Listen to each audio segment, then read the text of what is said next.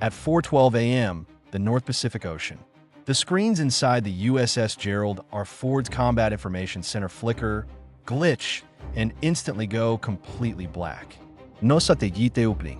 No link 16. No radar. For the first time in 80 years, an American carrier strike group is flying entirely blind. The Russian Northern Fleet has just successfully triggered a massive electromagnetic and quantum jamming event, effectively deleting the United States Navy's billion-dollar digital godbrain. But what the Kremlin does not realize is that by turning off the network, they just woke up something much, much worse. We have talked extensively about the system of systems, how the United States uses network data to dominate the seas. But today, we are looking at the Pentagon's most highly classified contingency plan. Protocol Zero. What happens when the world's most advanced military is forced to fight analog? To understand the absolute terror of this scenario, you first have to understand what was just lost. American naval superiority is not about individual ships or massive cannons. It is about a cloud-based, integrated kill web where every unit shares data instantly. Think of the Aegis combat system and the Link 16 tactical data network as the central nervous system of the Western Alliance. It processes targeting data at synchronization speeds similar to high-frequency trading algorithms on Wall Street. When the E-2D Advanced Hawkeye airborne early warning aircraft is in the sky, it acts as a coordinating brain, tracking hundreds of targets simultaneously and keeping them stable in a unified picture that frontline fighters cannot create on their own. The side that controls the electromagnetic spectrum and processes data faster wins. Shooting is almost always the last resort. But now, that entire billion-dollar architecture is gone. The Russian electronic warfare strike, launched from a coordinated network of stealth destroyers and high-altitude platforms, has flooded the environment with weaponized white noise. The radar screens on the American ships are choking on flawless, manipulated data. In the Russian command centers, they believe they have just achieved the impossible. They assume that because they have killed the radio waves, they have killed the vision of the American fleet. They believe the United States is entirely dependent on its network, and without it, the fleet is just a collection of blind, helpless titanium targets floating in the freezing swells of the North Pacific. They expect panic. They expect emergency broadcasts. They expect the American carrier to reverse course and flee.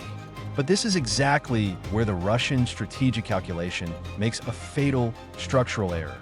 They are projecting their own operational weaknesses onto their adversary. The Russian military operates on a strictly centralized command structure. Every major tactical shift requires a green light from a desk in a city thousands of miles away. If a Russian destroyer loses communication with Moscow, it loses its ability to fight effectively. The United States Navy is not built like that. While adversaries rely on rigid instructions from command, the American naval doctrine relies on 80 years of decentralized scar tissue experience. Every captain on an Arleigh Burke class destroyer and every pilot in an F-35 is an independent node with sovereign authority to act. They do not need orders to execute a lethal counterstrike. This is the institutional memory advantage that cannot be reverse engineered overnight. You can jam a satellite and you can spoof a radar, but you cannot jam 80 years of analog survival instincts. As the digital fog descends over the carrier strike group, the illusion of vulnerability takes hold. The Russian commanders, eager to capitalize on the blackout, launched their first wave of aggression. A swarm of hypersonic anti-ship missiles, including the dreaded Mach 9 Zircon, is fired from Russian submarines and stealth cruisers lurking just over the horizon. In a normal scenario, the American network would have detected the launch signatures instantly, shared the coordinates across the cloud, and neutralized the threat before the missiles ever reached their terminal phase. But the network is down. The Russian commanders wait for the inevitable explosions, assuming the American fleet is defenseless without its overarching godbrain. But the United States Navy does not panic. They seamlessly transition to decentralized defense. The 12 Arleigh Burke-class destroyers surrounding the Ford immediately switch from centralized cloud control to localized, autonomous intercepts. These destroyers no longer need the Hawkeye to tell them what to do. Their individual Aegis baseline systems operate as sovereign fortresses. They switch their radar frequencies and rely on passive sensors to filter out the jamming, executing emergency protocols that every sailor has drilled into their muscle memory. The destroyers begin firing interceptors based solely on the raw, analog data gathered by their own isolated sensors. The Russian missiles, expecting to find a panicked and disorganized fleet, instead fly into a perfectly coordinated wall of localized defense. The American ships are no longer communicating through a high-tech data link, but they are operating with a unified purpose born from decades of rigorous, uninterrupted carrier operations across the globe. Every storm tracked, every sonar anomaly cataloged, and every electronic signature logged over the past 80 years has become part of a living database within the minds of the American commanders. They understand the rhythm of naval combat so intimately that they can anticipate the enemy's movements even when the screens are dark. The first wave of Russian missiles is swatted from the sky, not by a flawless artificial intelligence cloud, but by the raw discipline and autonomous capability of individual American warships. The Kremlin strategy of blinding the fleet has failed to produce the intended chaos. Instead, it has stripped away the digital safety net and unleashed the raw, predatory instincts of the world's most experienced naval force.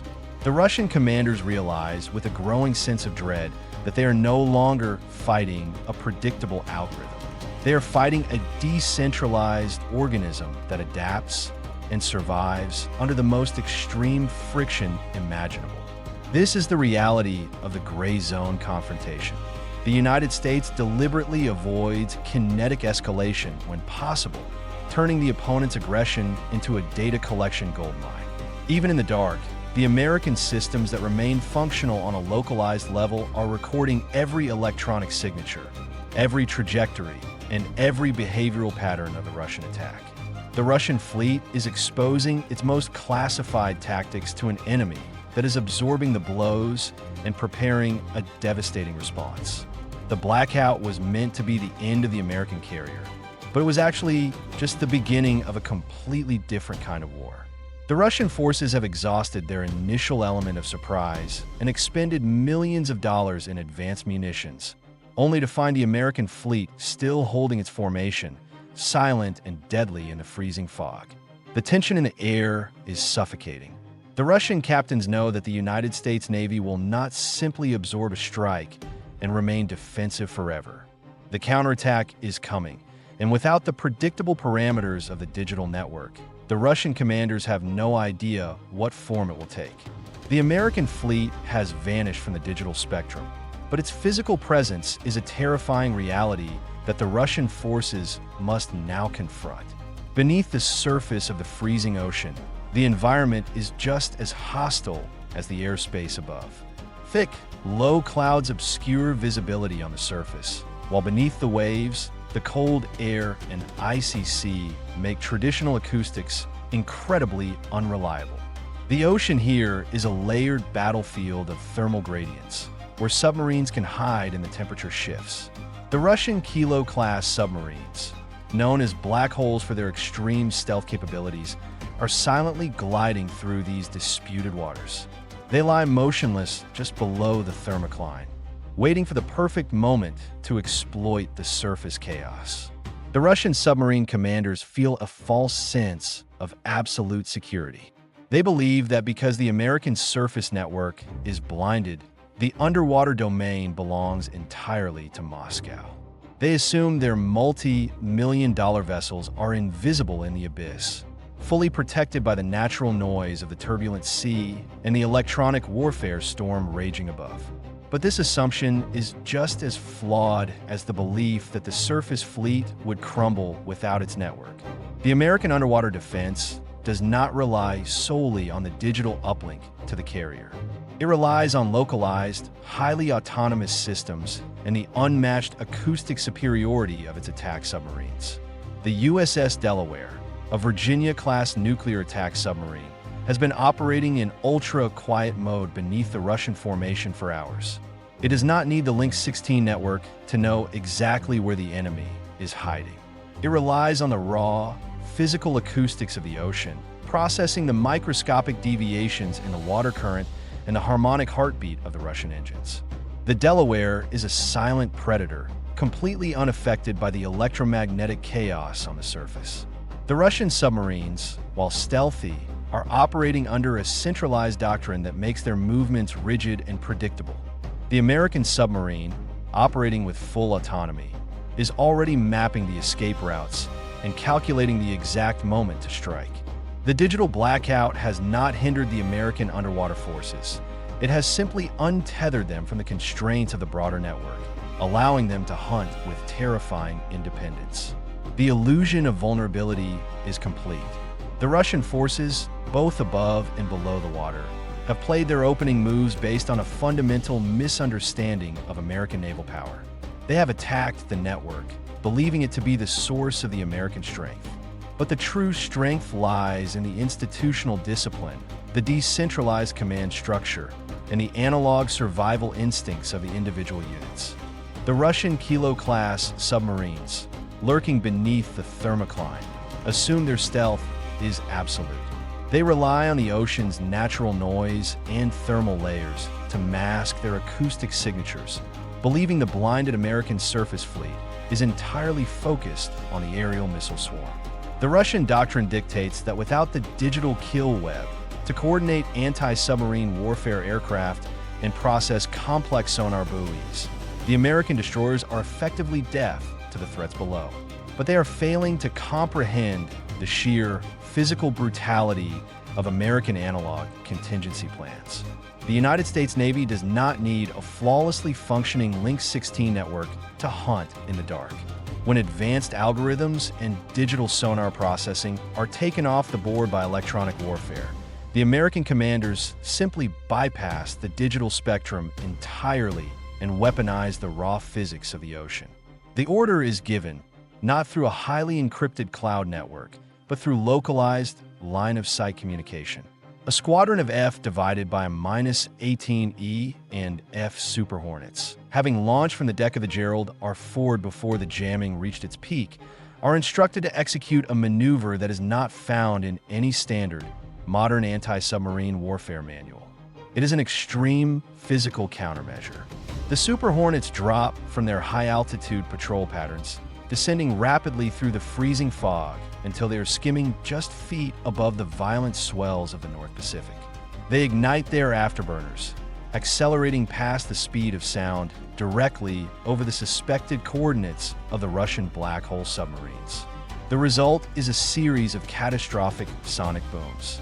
These are not electronic signals or spoofed radar ghosts. They are massive, localized pressure waves generated by the sheer physical force of the supersonic aircraft displacing the atmosphere. When these shock waves hit the surface of the ocean, the kinetic energy does not simply dissipate. It acts like a massive acoustic hammer, pounding the water and propagating downward through the thermal layers with terrifying violence. For the Russian crew inside the Kilo-class submarine, sitting at a depth of 150 feet, the silent ocean is instantly transformed into a deafening iron cage. The pressure waves slam against the titanium hull, bypassing all stealth coatings and electronic countermeasures. The Russian passive sonars, highly sensitive instruments designed to listen for the faint hum of distant propellers, are instantly blinded by the overwhelming acoustic overload. The operators tear off their headsets in agony as the screens fill with pure, unadulterated noise. Inside the submarine, the psychological terror is absolute. The crew cannot communicate. They cannot track the American surface ships, and they cannot determine if they are under direct kinetic attack from depth charges or torpedoes. The sudden, violent increase in sound pressure strips away their situational awareness, replacing their calculated stealth with blind panic. Unable to withstand the acoustic torture and fearing a hull breach for what sounds like a relentless bombardment, the Russian submarine commander is forced to make a humiliating decision. He orders an emergency blow of the ballast tanks. The Russian submarine surges upward, breaking the freezing surface of the Pacific in a violent eruption of foam and displaced water. They have escaped the sonic torment of the deep, but they have surfaced into a nightmare. They are not greeted by a chaotic, fleeing American fleet. Instead, an MH-60 or Seahawk helicopter is already hovering directly above their sail, its weapons systems locked onto the exposed hull. The United States Navy did not need a digital network to find a Russian submarine. They simply used the physical environment to violently expel it from the shadows. The Russian crew realizes that their multi-million-dollar stealth platform has been defeated by the raw, analog application of atmospheric pressure. But the Russian strategic offensive is not limited to missiles and submarines. While the surface fleet is engaged with the hypersonic swarm and the Super Hornets are pounding the ocean's surface, a secondary, far more insidious threat is unfolding. The Kremlin understands that the USS Gerald R is a floating fortress, heavily armored and defended by overlapping rings of localized interceptors. Sinking it from the outside, even with the network down, is proving nearly impossible. Therefore, the Russian military intelligence, the GRU, has initiated a shadow operation designed to decapitate the carrier from within. They are exploiting the chaos of the electronic warfare blackout to insert a human element directly into the heart of the American flagship. As the carrier maneuvers violently to evade the incoming threats, a highly specialized team of elite Russian commandos utilizes autonomous underwater delivery vehicles to approach the massive hull of the Ford. These operatives are wearing liquid oxygen stealth suits, meticulously designed to mask their thermal signatures against the freezing temperatures of the Arctic water. Using high-frequency magnetic resonance tools, they silently scale the titanium armor of the ship, bypassing the outer physical security perimeter. Their objective is not to engage in a prolonged firefight with American Marines. Their objective is to breach the lower decks, access the localized server racks, and plant physical logic bombs and explosive charges directly onto the isolated nodes of the Aegis combat system.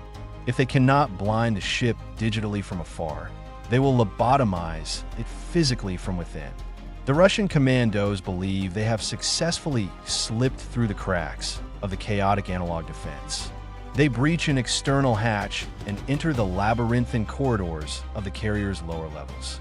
They move with absolute precision, assuming that the American security forces are entirely focused on the external missile threat and the catastrophic failure of their primary radar networks. But they have made a fatal miscalculation regarding the layered depth of American contingency planning. The United States Navy assumes that the hull will eventually be breached. The internal security of a Ford-class carrier does not rely solely on digital cameras or networked alarm systems.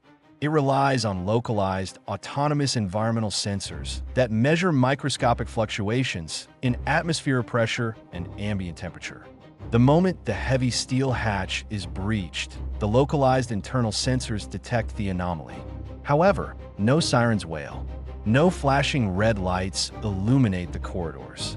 The American Command Center, operating on backup analog systems, initiates a ghost containment protocol. They deliberately allow the Russian commandos to proceed deeper into the ship, silently tracking their progress through the mechanical closing of automated bulkheads behind them. The Russian team is being herded, guided through a series of reinforced corridors that have been pre-designated as internal kill boxes. They believe they're infiltrating the central nervous system of the ship, but they are actually walking directly into a billion-dollar steel trap. As the commandos reach their target junction, the heavy blast doors at both ends of the corridor simultaneously slam shut, locking into place with tons of hydraulic force. The Russian operatives immediately raise their weapons, expecting an ambush by heavily armed naval security personnel. But the corridor remains completely empty. The United States Navy has no intention of risking American lives in a close-quarters firefight inside the ship's vital infrastructure. Instead, they deploy a weapon that requires no network, no kinetic projectiles, and leaves no physical damage to the surrounding equipment. They activate localized high-intensity infrasound emitters embedded within the walls of the containment zone. These emitters do not project audible noise. They project low-frequency acoustic waves that resonate at the exact frequency of the human inner ear and internal organs. The effect on the Russian commandos is instantaneous and devastating. The infrasound waves pass directly through their tactical gear and helmets, causing violent, uncontrollable vertigo. Their vision blurs, their balance evaporates, and a crushing sense of nausea drives them to the steel deck. They are completely incapacitated within seconds, unable to stand, aim their weapons, or even comprehend the nature of the attack. Without firing a single bullet, and without relying on a single network camera, the American internal defense systems have neutralized the elite Russian strike team. This is the brutal reality of fighting the United States Navy when the screens go black. The Russian military engineered an electronic apocalypse, assuming that the American forces would be paralyzed without their digital godbrain. Instead, they stripped away the sophisticated rules of engagement and the highly calibrated restraint that the network enforces. They forced the Americans to resort to raw physics, acoustic hammers, and infrasound torture. The Russian offensive is unraveling not because the American network was quickly rebooted, but because the analog, localized defenses of the fleet are fundamentally designed to turn the enemy's aggression into a humiliating defeat. With the internal boarding party completely incapacitated by localized infrasound and their stealth submarine forced to the surface by the sheer atmospheric pressure of supersonic aircraft, the Russian Northern Fleet's masterstroke has entirely stalled.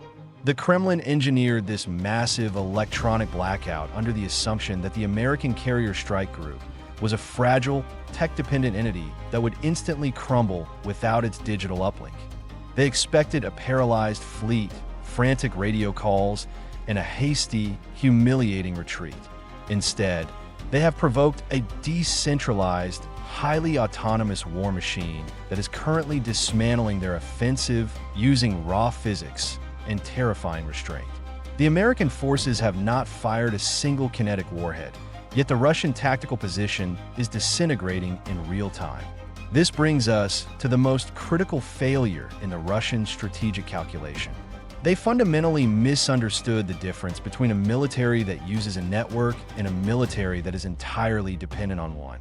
In Moscow, the silence from their elite strike teams and their submarine commanders is deafening. The Russian military doctrine is strictly centralized, meaning that every major tactical shift, every authorized launch, and every withdrawal requires a green light from a desk in a command center thousands of miles away. But by deploying a massive electromagnetic jamming field to blind the Americans, the Russian fleet has inadvertently severed its own tactical communications. The Russian captains on the front line are now isolated in the dark, paralyzed by indecision because their doctrine does not empower them to act independently. They're waiting for orders that cannot reach them. The United States Navy operates on the exact opposite principle. While the Aegis combat system and the Link 16 network are the pinnacle of modern naval coordination, they are ultimately just tools layered over a foundation of commander's intent. When the screens go black, American commanders do not wait for a satellite transmission from the Pentagon to tell them how to survive. Every captain on an Arleigh Burke-class destroyer, every submarine commander, and every pilot is an independent node endowed with the sovereign authority to execute lethal force to protect the fleet. They rely on 80 years of continuous, decentralized scar tissue experience. Every storm tracked in the North Atlantic, every sonar anomaly cataloged in the Pacific, and every electronic signature log during the Cold War has been absorbed into the institutional memory of the Navy. This is a living database that resides not in a vulnerable server rack, but in the minds and muscle memory of the American sailors. You can replicate a hypersonic missile, and you can even replicate stealth geometry, but you cannot reverse engineer 8 decades of autonomous analog survival instincts. As the Russian surface commanders desperately try to regain control of their unraveling operation, the United States Navy prepares to deliver the final psychological death blow. The American commanders understand that in the gray zone of modern warfare, sinking a Russian destroyer would trigger a catastrophic geopolitical shockwave, potentially drawing NATO and Russia into an irreversible global conflict. The objective is not to destroy the Russian fleet kinetically, but to break their operational will completely. The United States must prove to the Kremlin that even when the American network is dead, the Russian fleet is still entirely at their mercy. The Russian flagship, heavily shielded and operating under the assumption that it is safely hidden within its own electronic warfare fog, is suddenly targeted by an invisible predator. The USS Delaware, a nuclear-powered Virginia-class attack submarine, has been silently tracking the Russian command vessel since the blackout began. The American submarine does not need a digital data link to find the enemy flagship. It simply followed the massive acoustic and electronic wake generated by the Russian jamming equipment. The Delaware slides silently through the freezing water, executing a textbook shadowing maneuver until it is positioned directly beneath the keel of the Russian flagship, at a depth of just 60 feet. For the Russian admiral standing on the bridge, the illusion of safety is absolute. He believes he is the apex predator of the blinded ocean. Then, the ocean itself delivers a terrifying warning. The USS Delaware does not launch a Mark 48 heavyweight torpedo. Instead, it drops an acoustic sledgehammer. The American submarine unleashes a massive, maximum power, mid-frequency active sonar pulse directly into the steel hull of the Russian flagship. Inside the Russian vessel, the sound is deafening. It reverberates through the steel corridors like a heavy wrecking ball striking an empty fuel tank. The entire Russian crew freezes in absolute terror. Every veteran sailor aboard knows exactly what that specific acoustic signature means. In modern naval warfare, hitting a surface ship from below with a point-blank active sonar ping is the ultimate psychological weapon. It is the acoustic equivalent of racking a shotgun directly behind someone's head in a pitch-black room. The message from the American submarine commander is brutally clear, and it requires no translation and no digital network to understand. We have a perfect firing solution. You're locked. A heavyweight torpedo is aimed directly at your engine room, and you're only alive right now because we are allowing it. The Russian admiral stands paralyzed on his bridge. His deep-sea stealth submarine has been forced to the surface by pressure waves. His elite internal strike team has been neutralized without a single gunshot. His hypersonic missiles were intercepted by autonomous, localized defenses. And now, an invisible nuclear predator has him dead to rights from below. He is completely out of moves. The game is over, and not a single American missile had to be fired to secure the victory. The Russian fleet immediately begins a controlled, humiliating withdrawal. They turn their vessels back toward their northern ports, limping away in the freezing fog. The Kremlin's multi-billion-dollar operation designed to blind and embarrass the United States Navy has ended in a complete strategic failure. By attempting to force the Americans to fight in the dark, Russia only succeeded in exposing its own tactical limitations and vulnerabilities. The American fleet remains in perfect formation, silently tracking the retreating Russian ships, absorbing every piece of analog data, and preparing for the moment the digital network comes back online. The ultimate takeaway from this geopolitical confrontation is a chilling reality check for any adversary attempting to challenge the United States at sea. Modern naval warfare is not simply about who has the best algorithms, the fastest missiles, or the most advanced quantum jamming equipment when everything works perfectly. It is about who has the institutional discipline, the decentralized command structure, and the raw physical resilience to remain highly lethal when the screens go black. Technology is a force multiplier, but the true foundation of American deterrence is the human element operating within a deeply ingrained system of autonomous survival. You can jam a satellite, and you can spoof a radar, but you cannot jam 80 years of analog survival instincts. The United States Navy does not just own the network, they own the dark.